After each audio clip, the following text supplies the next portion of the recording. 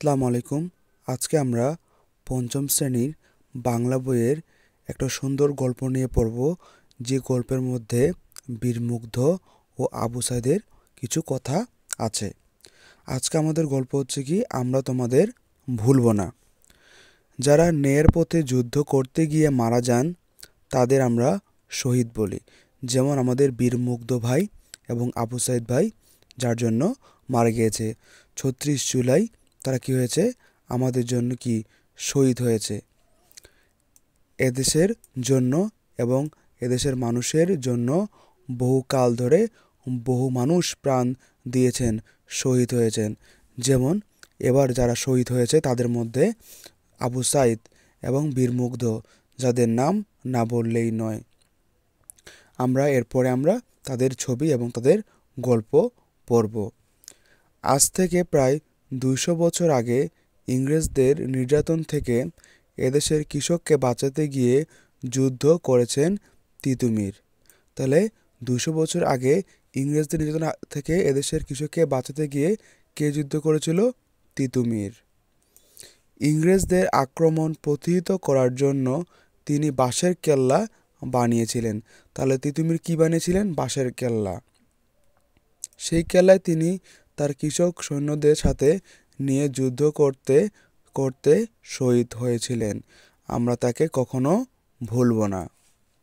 তাহলে ইনি হচ্ছে কি? তিতুমীর।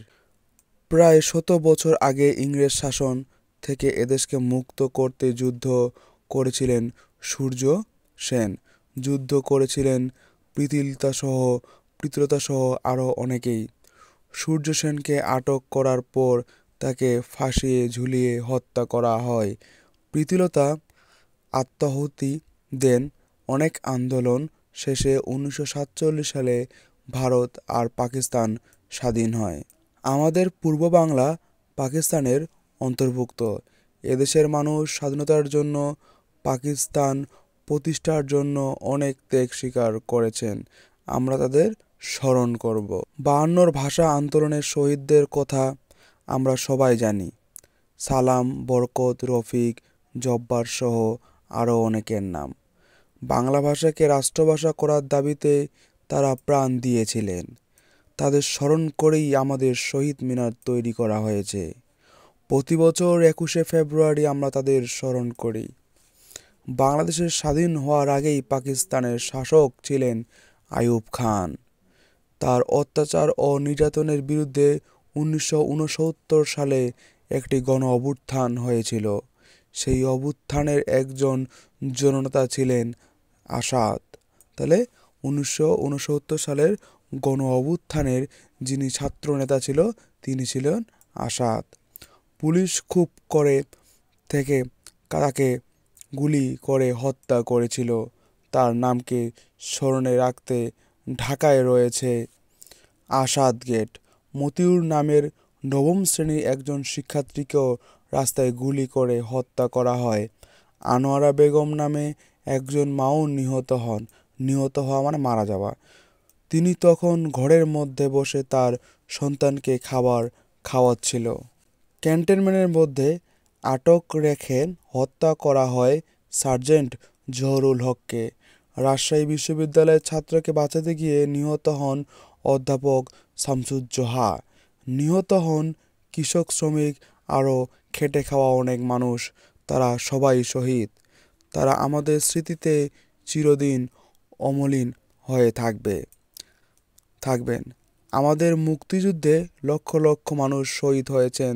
তাদের কথা আমরা বইয়ের, কবিতায়, সিনেমায়, গানে ও ছবিতে নানাভাবে পাই। তাদের আমরা শ্রদ্ধা ভরে স্মরণ করি। বাংলাদেশ স্বাধীন হওয়ার পরও এদেশের অন্যায় অত্যাচার থামে না, তাই মানুষ প্রতিবাদ করে। শিক্ষার অধিকার রক্ষা করতে গিয়ে ১৯৮৩ সালে শহীদ হন ছাত্রনেতা সেলিম দেলোয়ার সহ আরও অনেকে। গণতন্ত্রের জন্য বুকে পিঠে স্লোগান লিখে ১৯৬৯ সালে এখানে আমরা দেখতেছি শহীদ নূর হোসেন, শহীদ ডক্টর শামসুল আলম খান মিলন, শহীদ নাজিরউদ্দিন জেহাদ।